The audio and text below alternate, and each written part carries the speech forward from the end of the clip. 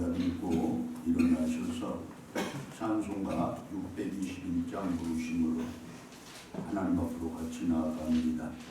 찬송가 621장입니다.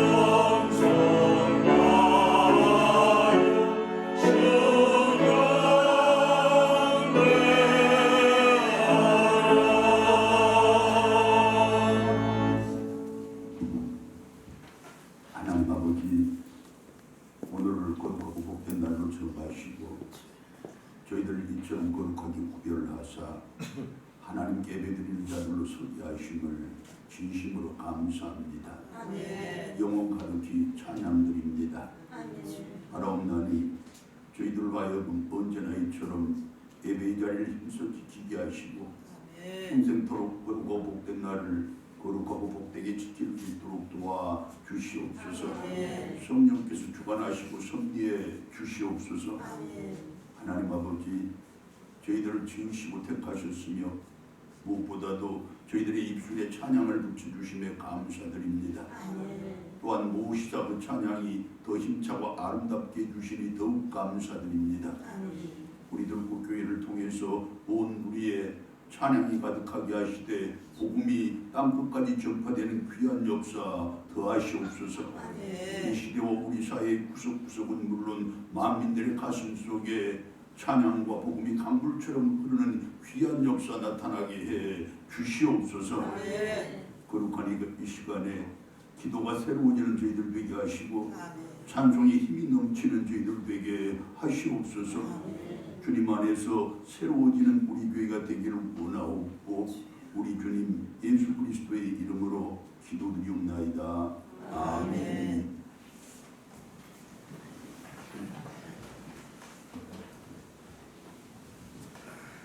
사도신경으로 신앙 고백드립니다.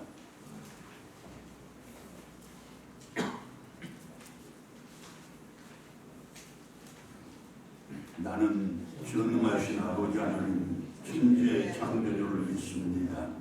나는 그의 유일하신 아들 우리 주 예수 그리스도를 믿습니다. 그는 성령으로 잉태되어 동정녀 마리아에게서 나시고 본디오 빌라도에게 고난을 받아 십자가에 못 박혀 죽으시고 장사된 뒤 사흘 만에 죽은 자 가운데서 다시 살아나셨으며 하늘에 오르시어 전능하신 아버지 하나님 우편에 앉아 계시다가 거기로부터 살아있는 자와 죽은 자를 심판하러 오십니다. 나는 성령을 믿으며 거룩한 공교회와 성도의 교제와 죄를 용서받는 것과 몸의 부활과 영생을 믿습니다. 아멘. 교동문 3번입니다.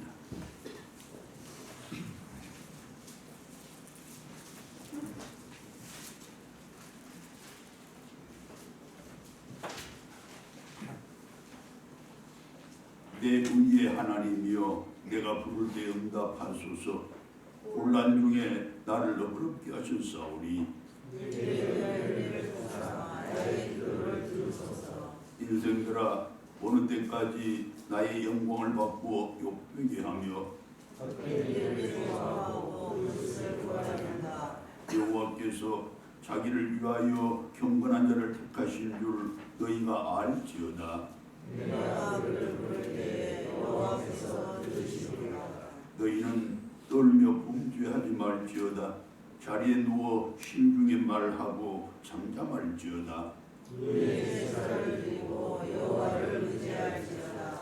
여러 사람의 말이 우리에게 손을 보일 자 누구뇨 하오니 여호와여 주의 얼굴을 들어 우리에게 비추소서. 주께서 내 마음에 두신 기쁨은 그들의 복식과 새 포도주가 무성할 때보다 더하니이다. 내가 평안히 눕고 자기도 하리니 나를 완전히 살게 하시는 이는 오직 여호와이시니라. 아멘. 254장 찬송입니다.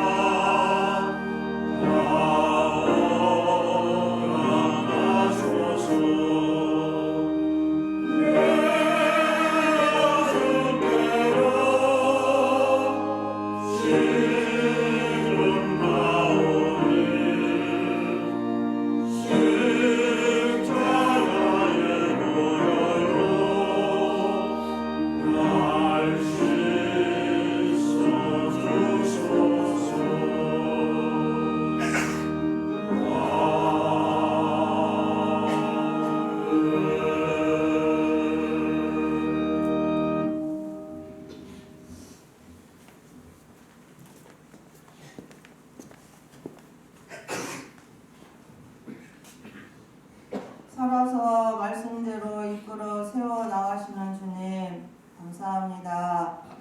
25년을 준비한 가운데 벌써 1월의 마지막 주일을 하나님 앞에 드리오니 이 모습 이대로 우리의 예배를 받아 주시옵소서. 우리 나라 가운데 임하시는 주님, 나라가 지도자들의 잘못된 생각과 헛된 것들을 바로 세워 주시옵소서. 잘못된 언어와 행동들을 바로 인식하고 인정하며 서로가 하나 된 나라로 이끌어 주시옵소서. 거룩한 주일을 예배하고 찬양으로 하나님 앞에 화답할 때에 우리의 그 찬양을 크게 부름으로 말미암아 잘못된 거짓과 죄와 허물이 우리의 마음을 깨끗하게 그 찬양을 통하여 심령을 정결하게 씻겨 주시옵소서. 오늘 거룩한 주일을 말씀으로 준비하고 기도로 세워나가시는 주의 종을 기억하여 주시옵소서.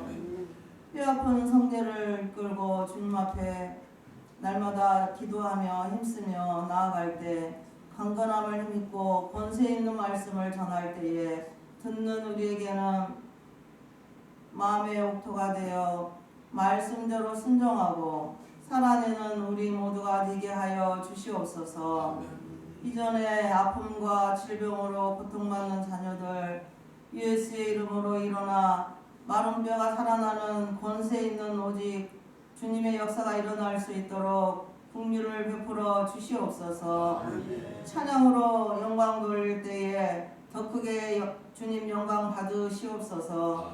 우리 목사님 오늘 예절 성도의 모범이라는 말씀으로 전할 때에 함께 은혜 받고 그대로 행하는 공동체가 되게 하여 주시옵소서. 능력과 권세가 오직 주께 있는 예수님의 이름으로 기도드리옵나이다. 아멘.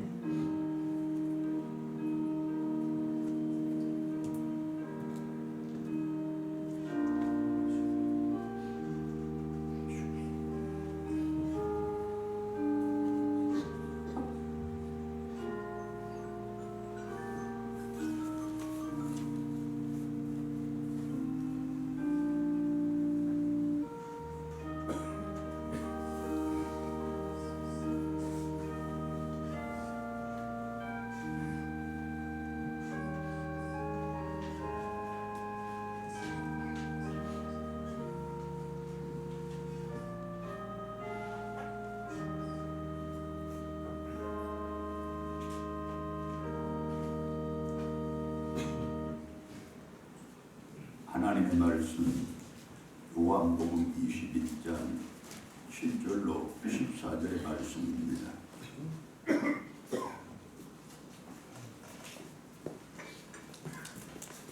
제가 받도록 기록합니다.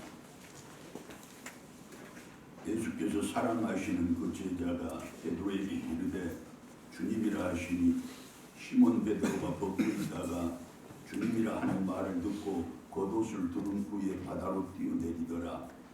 다른 제자들은 육지에서 거리가 불과 한 50칸쯤 되므로 작은 배를 타고 물고기 든 그물을 끌고 와서 육지에 올라보니 숯불이 있는데 그 위에 생선이 놓였고 떡도 있더라. 예수께서 이르시되 지금 잡은 생선을 좀 가져오라 하시니 시몬 베드로가 올라가서 그물을 육지에 끌어올리니 가득히 찬 물고기가 153마리라. 이같이 많으나 그물이 찢어지지 아니하였더라. 예수께서 이르시되 와서 조반을 먹으라 하시니 제자들이 주님이신 줄 아는 고로 당신이 누구냐 감히 묻는 자가 없더라.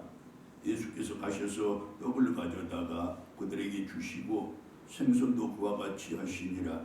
이것은 예수께서 죽은 자 가운데서 살아나신 후에 세 번째로 제자들에게 나타나신 것이라. 아멘. 찬양으로 하나님께 영광 돌립니다.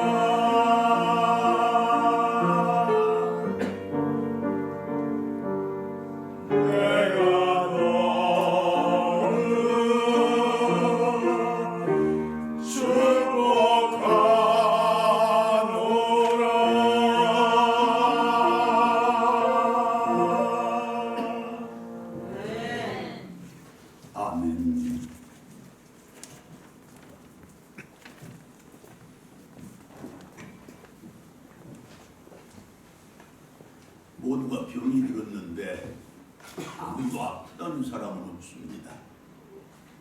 아무도 병들지 않았는데 모두가 아프다고 신음을 합니다. 아니 몇몇 병든 사람들은 따로 있는데 정작 고통에 시달리는 사람은 너와 나 우리 모두입니다.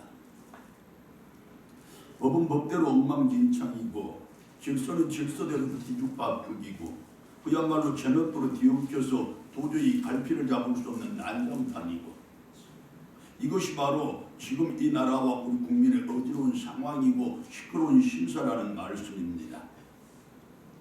제발 바라기는 이번 설 명절을 통해서 다시 말해 가족들의 위로와 이웃들의 격려와 서로 간의 배려와 이해를 통해서 작품에 우리 사회가 앓고 있는 이 병이 전부 치유되었으면 좋겠습니다. 아멘. 누구든 무슨 이유로도 아픔에 신음하고 고통에 시달리는 일이 이제 결코 없었으면 좋겠습니다. 아멘. 그렇게 이 시대와 우리 사회가 속히 건강을 회복했으면 얼마나 좋겠습니까? 아멘. 고린도전서 13장 5절의 말씀은 사랑은 무례히 행치 않는 것이라고 사랑에 대한 정의를 이처럼 분명하게 합니다. 여기에서 무례히 행한다라는 이 말은 매력이 없다, 교양이 없다, 오만불손하다라는 등의 여러 가지 부정적인 원뜻을 갖고 있는 말인데 대개 상대방에게 응당 돌아가야 할 존경과 명예를 인정하지 않는다는 것을 의미합니다. 즉 예의가 없다는 것으로 상대방을 경우와 이치에 합당하게 대우해주지 않는다는 뜻입니다. 무례히 행하는 자들을 보면 즉 예의 없는 사람들을 보면 주로 교만한 사람들인데 예를 들어 보자면 그들은 마땅히 칭찬받아야 할 사람에게 칭찬하지 않습니다. 마땅히 존경받아야 할 사람을 존경하지도 않습니다. 왜냐하면 그 사람이 그 칭찬을 받기까지는 또한 존경을 받는 이유가 그 사람의 인격과 그 사람의 삶의 모양 때문이 아니라 그 사람을 자기가 도와주었거나 밀어주었거나 또는 자기가 양보하고 배려해 주었기 때문에 그 사람이 그처럼 칭찬을 받게 되고 존경을 받게 되었다고 그렇게 잘못 생각을 하는 까닭입니다. 결국 사랑이라는 것은 애절을 지키는 것이로되 그 애절이라는 것이 다름 아닌 수고한 사람에게 수고했다고 그 사람의 수고를 인정해 주는 것이고 칭찬받아 마땅한 사람에게 진심 어린 칭찬을 아끼지 않는 것이고 감사를 표시해야 할 사람에게 감사합니다 라는 말로 존경과 명예를 돌려드리는 그것이 바로 애절이요 그것이 바로 사랑이라는 말씀입니다. 아멘. 언제 어디서나 그리해야 할 것이지만 특히 사람이 모이는 때와 장소는 성도가 성도로서의 모범을 보이기에 가장 좋은 기회입니다. 즉 이 명절이야말로 내 가족들에게 성도로서의 나의 모습을 보여주기에 가장 좋은 기회라는 뜻입니다. 아멘. 이번 명절에는 가족들 서로 간의 칭찬이 풍성하고 감사가 풍성하고 위로와 격려가 풍성한 그야말로 애절이 넘치는 명절이 될 것이로되 특히 부부 사이에는 서로의 수고를 인정하며 다정하게 손이라도 맞잡고 따뜻하게 서로를 껴안아주는 그 애절 바른 사랑이 있기를 바랍니다. 아멘. 자식들의 감사와 부모들의 칭찬이 함께 어우러져 성도의 가정은 이처럼 서로가 애절을 갖추되 사랑이 넘치는 복되고 아름다운 가정이라는 사실을 서로가 확인하시기 바랍니다. 아멘. 특히 남성 성도 여러분, 이제껏 주방에서 우리 가족들에서 수고하시는 내 아내들을 존중하고 사랑한다는 그 의미로 이제 이 명절 기간에 싱크대 앞에서 좀 더 오래 서시기를 바라고 설거지물에 손을 더 오래 담그시기를 바랍니다. 그리고 여성 여러분들께서는 이제 온 가족들에게 기쁨과 행복을 위하여 찬송이라도 크게 하고 불러드리는 그런 수고 아끼지 않는 명절이시기를 축원합니다. 아멘. 자, 이왕에 말이 나왔으니까 애절에 관해서 한 가지만 더 살피고 넘어가겠습니다. 사실 애절이라는 이 말이 예의와 범절이라는 말이 함께 어우러진 말인 바, 예의는 사람이 마땅히 지켜야 할 말투나 몸가짐을 뜻하는 것이고, 범절은 규범이나 도리에 맞는 질서나 절차를 뜻하는 말인데, 사람이 마땅히 지켜야 할 말투나 몸가짐을 갖추는 것도 그렇지만 도리에 맞는 질서나 절차를 지키는 그것 역시 마찬가지로 강제하거나 강요할 수 있는 성질의 것이 아닙니다. 자기의 자발적인 선택에 따를 수밖에 없는 것들입니다. 다시 말해 그 사람의 인품이나 성품, 즉 그 사람의 인격에 맡길 수밖에 없는 것이라는 말씀입니다. 아멘. 결국 우리가 애절을 잘 지키는 사람이 되려면, 즉 진정으로 타인들을 사랑하는 사람들이 되려면 내 인격을 바로 세우고 함양시키는 것이 우선 되어야 할 것인데, 그 방법이 무엇이냐? 첫 번째, 내가 하나님의 아들이며 예수님의 제자라는, 다시 말해 성도라는 내 신분을 생명처럼 귀하고 값진 것으로 인식하는 것이 먼저입니다. 아멘. 두 번째는 내가 섬기는 우리 교회를, 함께 교회를 이룬 우리 교우들을, 그리고 교회를 통하여 맡은 나의 직분을 자랑스럽게 여겨야 하는 것입니다. 아멘. 세 번째는 지나온 나의 일대의 여정도 그렇지만 특히 앞으로 가야 할 내 인생의 길목마다 나의 일거수일투족을 세밀히 지켜보고 계시는 하나님의 눈길이 거기에 있다는 사실을 늘 깨달아 항상 인식하며 살아가는 일입니다. 아멘. 풀어보자면 하나님은 나의 아버지이시고 예수님이 나의 스승이신데, 그 사실을 내가 기억하고 살아간다면 내가 어찌 그릇된 행실로, 내가 어찌 인간의 도리를 거슬러 그분들의 얼굴에 먹칠하겠습니까? 그분들의 명예를 손상할 수 있겠습니까? 또한 우리 교회가 자랑스럽고 우리 교우들이 자랑스럽고 교회에서 내가 맡은 직분이 자랑스러운데, 내가 세상에 나가 어떻게 몸가짐을 함부로 할 수 있겠습니까? 어떻게 상스러운 말을 함부로 내뱉을 수 있겠습니까? 그래도 우리 교회가 교회다운 교회라는 사실을 증명할 만한 최소한의 예의와 범절을 지키려고 애쓰는 우리들이 되지 않겠습니까? 아멘. 그리고 순간순간 요소 그처럼 때마다 일마다 나를 속속들이 지켜보고 계시는 하나님의 눈빛이 선명한데, 내가 어느 때라고 말투나 몸가짐을 허투루 할 수 있겠습니까? 내가 어디에서 인간의 도리나 사회의 규범에서 벗어나는 일을 아무렇게나 할 수 있겠습니까? 물론 나에게 주어진 직분과 사명에도 언제나 최선을 다하는 내가 될 것입니다.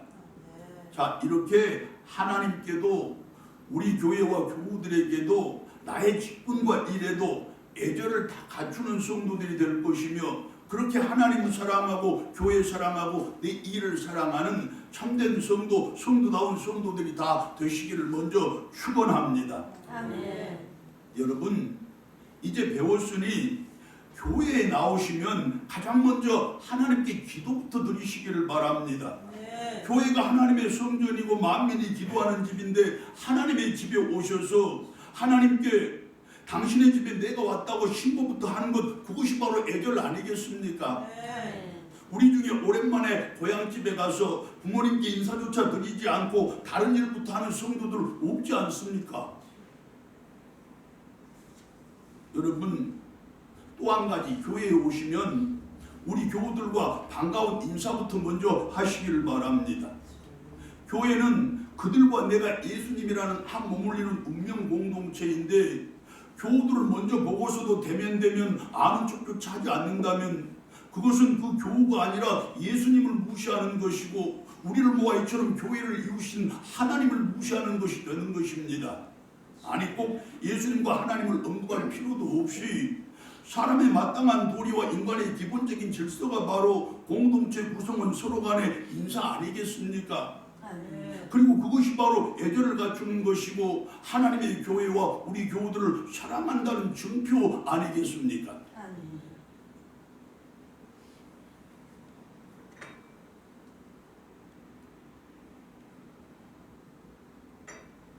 이제 교회에 나와서 어른들을 잘 섬기는 그것, 그분들에게 공손하게 인사드리는 그것, 그리고 나보다 나이 어린 사람들을 친절하게 감싸주고 저들을 다정하게 품어주는 그것, 그것이 바로 진정한 애절이고 그것이 바로 교회를 사랑하는 일이요, 교회를 이루신 하나님을 사랑하는 일이라는 사실을 이 시간에 다시 한번 마음속에 새깁시다.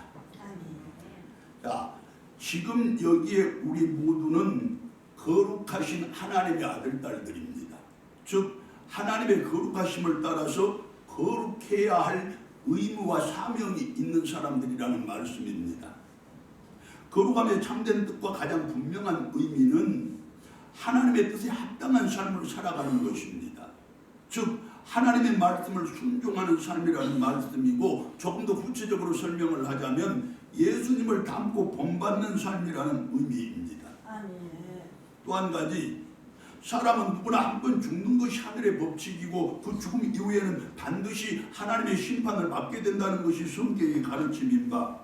그리고 중요한 사실은 그 심판을 대비하고 준비할 수 있는 시간과 기회가 이 땅에서 내가 살아있는 그동안 뿐인데, 그 준비가 다름 아닌 거룩한 삶이라는 사실입니다. 자, 이처럼 거룩한 삶은 하나님의 말씀을 순종하고 또한 예수님을 닮고 본받는 그것은 하나님의 복을 받기를 원하는 오늘의 우리에게 있어서는, 그리고 영생과 천국을 소망하는 모든 성도들에게 있어서는 선택의 여지가 전혀 없는 필수적인 신앙의 덕목임이 분명합니다. 그렇다면 이제부터 실제적인 나의 삶을 통하여 또한 구체적인 생활 속에서 예수님을 온전히 닮고 본받는 우리들이 되어야 할 것인데, 즉 참된 거룩함을 이루며 살아가는 우리들이 되어야 할 것인데, 그럼 그 실제적이며 구체적인 거룩함의 모습이 어떤 것입니까? 내가 내 삶으로 실천할 수 있는 거룩함의 가장 분명한 모습이 어떤 것이냐는 물음입니다. 실제적이며 구체적인 거룩함, 즉 성도의 삶을 살아내기 위해서는 반드시 먼저 깨닫고 알아야 할 사실이 하나 있습니다. 그것이 무엇이냐 그러면, 지금 내가 살아가는 이 삶의 현장이 세상의 모든 추함과 악함이 함께 녹아있고 인간의 욕심과 욕망이 끝없이 출렁대는 죄악과 욕망의 바다라는 그 사실입니다. 여러분, 내가 교회 안에서만 살아간다면 거룩함을 잃지 않고 살아가는 것이 힘들지 않습니다. 찬송 부르고 기도하고 하나님의 말씀 듣고 성도의 아름다운 교회가 이루어진 이 교회 안에서는 가만히 있어도 내가 거룩한 사람이 되기가 쉽습니다. 그런데 우리가 실제적으로 삶을 살아가는 저 세상은 내가 가만히 있어서는 거룩한 사람이 되기가 어렵다는 말씀입니다. 왜냐하면 그 세상은 언제나 죄악이 난무하고 항상 욕심과 욕망이 끝없이 충돌을 하는 그런 죄악된 세상이기 때문입니다. 그 사실을 본문에 앞서는 요한복음 21장 1절이 이렇게 증언을 합니다. 그 후에 예수께서 디베랴 호수에서 또 제자들에게 자기를 나타내셨으니 나타내신 일은 이러하니라. 부활 예수님이 세 번째로 지금 제자들을 찾아가셨는데 찾아가신 곳이 다름 아닌 그 제자들의 삶의 터전이며 생활의 현장이었던 디베랴 호수였다는 말씀입니다. 곧 갈릴리 호수라는 뜻입니다. 자, 맞습니다. 본문에서 이 디베랴 호수는 그때 이스라엘 백성들도 그렇고 오늘의 우리들도 마찬가지로 갈릴리 호수라고 잘 알고 있는 그 호수를 다른 말로 지칭하는 말입니다. 그런데 본문 말씀은 그처럼 모든 사람들이 즐겨버리고 오늘의 우리들도 갈릴리 호수라고 부르는 그 일반적인 이름을 제쳐두고서 구태여 디베랴 호수라는 로마식 이름을 사용하고 있습니다. 왜 그랬느냐? 그 이름을 사용한 이유가 분명합니다. 당시 이스라엘 다스리던 헤롯 왕이라는 사람이 자기의 주인격이라고 할 수 있는 로마 황제 디베랴에게 아첨을 하고 아부를 하기 위해서 갈릴리 호수의 가장 아름다운 곳 한 곳을 선정을 해서 그곳에다 새로운 도시 하나를 건설해서 그 도시를 그 황제에게 선물로 바쳤던 것입니다. 그리고 그 도시 이름을 황제 이름을 그대로 따서 디베랴라고 정했던 것이고, 그렇게 도시와 맞붙어 있는 그 갈릴리 호수의 이름까지도 이제는 디베랴 호수라고 바꿔버렸던 것입니다. 자, 그리고 이후에 그 디베랴 지역에서는 다시 말해서 황제에게 바쳐진 그 도시에서는 황제의 인간적인 욕망을 채우기 위해서 수단과 방법을 가리지 않는 온갖 죄악들이 저질러졌을 뿐만 아니라 그 죄악에 저항한 수많은 사람들의 생명이 무참히 짓밟히고 죽어가는 그야말로 용서받지 못할 일들이 반복해서 일어났던 것입니다. 결국 디베랴 호수라는 그 이름은 황제의 호수라는 뜻이고, 그렇게 인간의 욕망과 그 실현을 위한 그들의 죄악과 타락의 현장이었다는 말씀입니다. 그리고 중요한 사실은 그처럼 인간의 욕망과 그들의 죄악과 타락이 파들치는 그 호수 한복판이 바로 제자들의 삶의 현장이었다는 것입니다. 그리고 그들의 그 삶의 현장으로 지금 예수님이 직접 찾아가 주셨다는 뜻입니다. 결국 오늘 우리들이 예수님을 닮고 본받아야 할 삶의 자리가, 즉 내가 성도로서 거룩함을 실천해야 할 내 삶의 자리가 이처럼 인간의 욕망이 꿈틀대고 죄악과 타락이 난무하는 이 세상의 한 복판이라는 말씀입니다. 여러분, 그저 거룩한 자리에서 내가 거룩한 자로 서기는 쉽겠지만 욕망이 꿈틀대고 죄악이 난무한 그 세상의 한가운데서 내가 거룩한 자로 서기 위해서는 가만히 있어서 되겠습니까? 아닙니다. 내 뼈를 깎는 고통을 참아내고 내 살을 떼내는 그 아픔을 참아내는 신앙의 결단이 있지 않고서는 불가능한 일이라, 그런 말씀입니다. 아멘.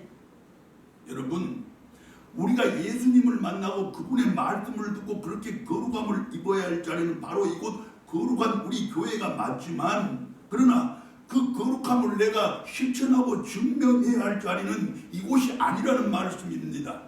죄악이 가득하고 욕망과 욕심이 부패와 타락 그리고 거짓과 다툼으로 가득한 이 세상의 한 복판이라는 뜻입니다.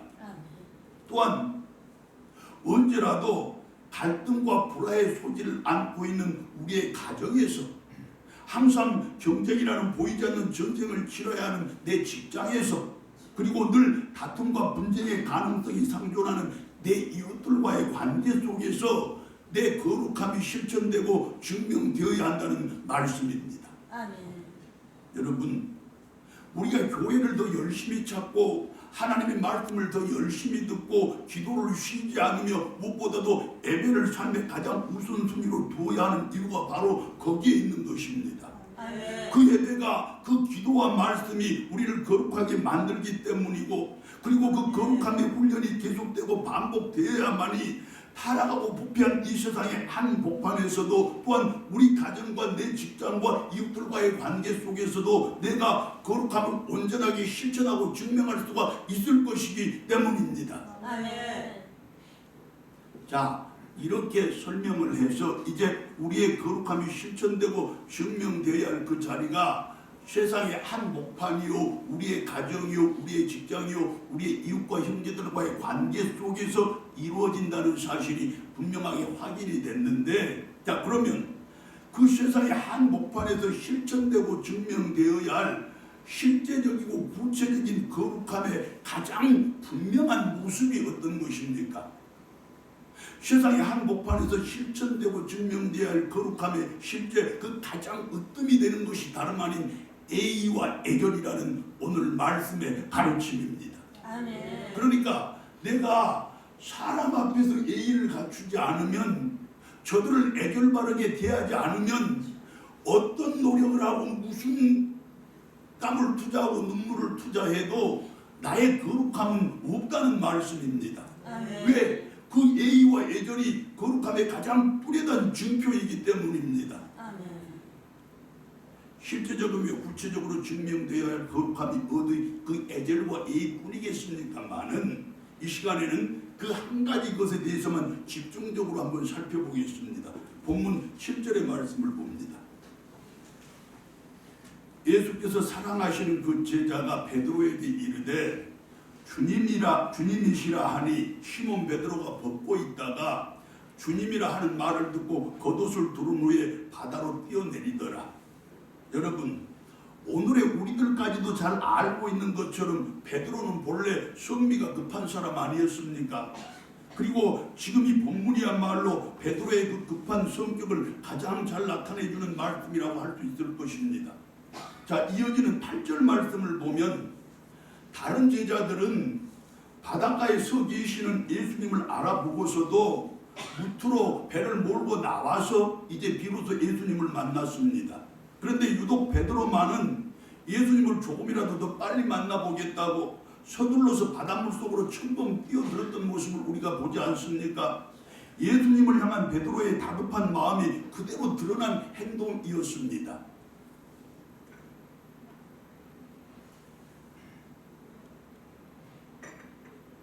물 마시느라 말씀이 자꾸 끊어져서 죄송합니다. 자, 그런데 그렇게 서둘러서 바닷물 속으로 뛰어들면서도, 즉 그처럼 성격 급한 베드로다운 행동을 지금 보여주면서도, 그러나 그 순간에 베드로가 전혀 베드로답지 않은 행동을 한 가지 하고 있음을 우리가 봅니다. 무엇이냐? 말씀이 분명하게 적시를 하는데, 베드로는 그 급한 순간에도 배에다 벗어 누웠던 자기의 겉옷을 찾아서 몸에다 두른 후에 바다로 뛰어들었다는 것입니다. 여러분, 겉옷을 입고서 바다로 뛰어들면 그 이후에 행동거지가 얼마나 불편해지겠습니까? 그 사실을 누구보다도 잘 알고 있는 바다의 사나이 베드로가 그럼에도 불구하고 지금 겉옷을 두른 후에 바다로 뛰어들었다는 것입니다. 자, 그럼 그때 베드로는 왜 그처럼 급한 성격의 급한 상황이었음에도 기어코 겉옷을 찾아 두른 후에 바다로 뛰어든 것입니까? 이유가 아주 분명합니다. 당시 그곳의 예법은 겉옷을 두른 후에 누군가에게로 나아가는 그것을 상대방에 대한 예의로 규정했기 때문입니다. 요즘 우리들도 마찬가지잖아요. 누군가 앞으로 내가 나가면서 내가 속옷만 입고 나가면 그것이 애들 바른 사람이라고 말할 수 있겠습니까? 옷 잘 갖춰 입고 나가야 비로소 예의가 있는 사람이 되는 것이죠. 자, 또한 예수님께서 당신의 제자들을 가르칠 때 그처럼 애절을 갖추어 행동하는 것이야말로 당신을 믿고 따르는 사람들이 반드시 준행해야 할 거룩함의 표상이라는 사실을 강조해서 그들에게 교훈을 하셨던 것입니다. 그리고 몸소 행하여 가르치셨던 모습을 우리가 알고 있습니다. 결국 베드로는 예수님께 온전한 애절을 갖추기 위하여 그 급한 상황에서도 기어코 겉옷을 찾아 두른 후에 지금 바닷물로 풍덩 뛰어들었다는 것입니다. 맞습니다. 베드로는 그처럼 급한 성격의 소유자였음에도 불구하고, 또한 그처럼 급한 상황이었음에도 불구하고 예수님에 대한 예의와 애절을 온전히 갖추고자 했던 것입니다. 그처럼 예의와 애절을 온전히 갖추는 그것이야말로 예수님의 제자로서의 자기가 마땅히 행해야 할 거룩함이라는 사실을 그는 잘 알고 있었던 것입니다. 그리고 그 애절이 곧 예수님에 대한 사랑의 표심도 분명히 알고 있었던 베드로였습니다. 따라서 그의 그 거룩함은 결코 순간적인 충동이 아니라 예수님을 통하여 이미 훈련되어 있었던 훈련의 결과였던 것입니다. 여러분, 요한복음 13장 4절과 5절 말씀 다시 한번 상기해 보겠습니다. 예수님이 저녁 잡수시던 자리에서 일어나 겉옷을 벗고 수건을 가져다가 허리에 두르시고 이에 대야에 물을 떠서 제자들의 발을 씻으시고 그 두르신 수건으로 닦으시더라. 제자들과 이른바 최후의 만찬을 마치신 예수님께서 이제 제자들을 위하여 발을 씻어주는 세족식을 거행하셨는데, 그때 그들의 발을 씻어주기 위해서 거추장스러운 겉옷을 잠시 벗어주셨다는 말씀입니다. 또한 그들의 그 발을 다 씻긴 후에는 일일이 그들의 발을 마른 수건으로 다시 다 닦아주셨다는 말씀입니다. 그리고 계속 이어지는 말씀이 요한복음 13장 12절의 말씀인데 이렇습니다. 그들의 발을 다 씻으신 후에 옷을 입으시고 다시 앉아 그들에게 이르시되 내가 너에게 행한 것을 너희가 아느냐. 옷을 입으시고 다시 앉아. 세족식을 다 마치신 후에는 예수님께서 이제 제자들에게 마지막 유언을 말씀하시는데, 그런데 한 가지 특이한 사실은 예수님께서 그처럼 제자들에게 마지막 유언을 하시기 전에 아까 세족식을 위해서 잠시 벗어주셨던 자신의 겉옷을 다시 찾아 입으셨다는 것입니다. 요즘 우리말로 하면 의관을 정제하셨다, 그런 뜻입니다. 자, 그처럼 예수님은 자기의 겉옷을 다시 입으시는 그곳으로 제자들에게 자신이 예의를 다 갖추는 모습을 보여주고 계신 것입니다. 그렇게 자신의 온몸으로 제자들에게 마지막까지 애절의 소중함을 가르치고 계시는 것입니다. 아멘. 결국 그때 베드로의 그 애절 바른 모습은 이처럼 예수님의 가르침과 모범으로부터 말미암았다는 결론입니다. 할렐루야. 아멘. 보십시오 여러분, 예수님은 당신의 이 땅에서의 마지막 가르침까지도 예의를 다 갖추신 후에 행하셨던 분이십니다. 그렇게 제자들에게 애절을 강조하고 또 강조하셨던 분이십니다. 그리고 그 급한 성격에 그 급한 상황이었음에도 불구하고 그처럼 애절만큼은 온전히 지켰던 베드로의 모습 속에서 예수님의 그 가르침이 제자들에게 잘 전해졌음도 우리는 확인을 합니다. 그러면 베드로만 예수님의 제자입니까? 아닙니다. 오늘의 우리들도 한 사람 한 사람 모두 그때 베드로처럼 예수님의 제자들이 아닙니까? 아멘. 이처럼 예수님이 강조해서 가르치신 그 애절을 이제 우리도 삶 속에서 온전히 실천해야 한다는 그 말씀입니다. 아멘. 맞습니다 여러분.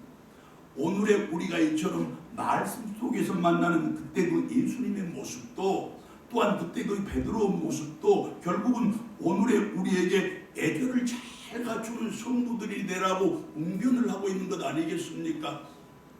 애절을 잘 갖추는 그곳으로부터 성도의 거룩함이 시작되고 그 애절이야말로 죄악이 가득하고 욕망과 욕심, 부패와 타락 그리고 거짓과 다툼이 가득한 이 세상의 한복판에서 내가 그리고 우리가 예수 믿는 성도라는 그 사실을 가장 분명하게 증명할 수 있는 증표가 되어주는 것입니다. 결국 애절이야말로 우리가 거룩한 성도라는 그 사실을 이 세상 속에서 가장 분명하게 증명할 수 있는 그야말로 거룩한 증표라는 사실을 우리가 마음에 새기고 머리에 기억하고 이제 그 증표를 세상에 나가 잘 보여야 한다는 그 뜻입니다. 할렐루야. 아멘. 이제 예의를 잘 갖추는 것으로서 애절을 바르게 하는 것으로서 예수 믿는 성도라는 그 사실을 내가 세상 속에서 온전히 증명하며 살아가야 할 것인데, 자, 그 애절과 예의에는 세 가지의 기본적인 의미가 있다는 것을 우리가 먼저 살핍시다. 자, 첫째, 거룩한 성도는 하나님에 대한 애절을 잘 지키는 사람입니다. 아멘. 자, 그러면 하나님에 대한 애절은 무엇으로 어떻게 지켜지는 것입니까? 하나님에 대한 우리 인간의 애절은 예배로서 시작되고 예배로서 완성이 됩니다. 아멘. 예배야말로 우리가 하나님께 드릴 수 있는 최고의 애절이라는 말씀입니다. 예배 그 자체를 한자어로 풀어보면 애절 애자에다가 절할 배자로 이루어져 있습니다. 사람이 애절을 갖추어서 하나님께 경배드리는 이것이 바로 예배라는 말씀입니다. 아멘. 여러분, 이렇게 예배는 하나님께 애절을 갖추는 것입니다. 그렇다면 여러분, 이 사실을 잘 아는 우리들로서 이제부터 어떤 일이 있어도 주의를 범하는 일만큼은 절대로 없어야 맞지 않겠습니까? 네. 예배 시간에 늦게 참석하는 그 일도 결코 해서는 안 될 것입니다. 네. 왜냐하면 주일도 그렇고 예배 시간도 마찬가지로 하나님과 우리의 약속이기 때문입니다. 그리고 약속을 지키는 그것이야말로 애절의 기본 중에 기본이라는 사실은 설명하지 않아도 우리가 더 잘 알고 있지 않습니까? 네. 자, 두 번째는 거룩한 성도는 교회에 대한 애절을 잘 지키는 사람들입니다.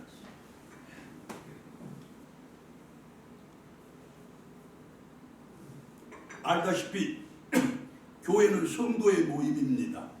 교회는 만민이 기도하는 집입니다. 교회는 하나님의 말씀이 처럼 선포되는 것이고 성도의 교룩한 교제가 이루어지는 곳입니다. 그리고 교회는 섬김과 헌신의 훈련장입니다. 아멘. 자, 교회에서 어떤 모임이라도 열심히 참석하는 그것이 바로 교회를 터전 삼아 힘써 기도하는 그 일이 곧, 그리고 말씀에 대한 뜨거운 열정을 보이고 성도 간의 거룩한 교제를 사명으로 행하는 바로 그것이 교회에 대한 애절을 다하는 것이라는 가르침입니다. 여러분, 여성교회 모임, 남성교회 모임 이것 함부로 여기시고 참석하지 않으면 그것은 교회에 대한 애절을 지키지 않는 것이고, 그것은 이 교회의 주인이신 하나님을 무시하는 것이고, 하나님을 무시하는 그에게 어떻게 하나님의 복과 은혜가 임하겠습니까? 아멘. 이제 모임의 소중함을 잘 기억하셔서 그 모임을 잘 지키는 그것이 바로 내가 교회에 애절을 다하는 것이라는 사실을 이 시간에 분명히 기억하시는 성도 여러분들 되시기를 바랍니다. 아멘. 이제 섬김과 헌신으로, 또한 모임에 참석하고 거룩한 교제를 잘 나누는 것으로, 그리고 기도에 대한 열심과 말씀에 대한 열정으로 교회에 대한 애절을 다하는 여러분들 되시기를 바라되, 교회를 진정으로 사랑하는 거룩한 성도들 되시기를 바랍니다. 하나님께서 분명히 거룩한 교회를 통로 삼아 주시는 하늘의 복과 은혜들을 여러분들의 창고에 쌓을 것이 없을 정도로 풍성하게 부어주신 그 놀라운 은총 보여주시고 확인시켜 주실 것입니다. 할렐루야. 아멘. 세 번째, 거룩한 성도는 사람에 대한 애절을 잘 갖추는 사람입니다. 하나님과 교회와 이제 세 번째 사람입니다. 여러분, 사람에게 무리하게 행동하는 베드로 상상해 본 적 있으십니까? 예의범죄를 무시하고 함부로 행동하는 바울을 생각해 본 적 있으십니까? 만약 그들이 그처럼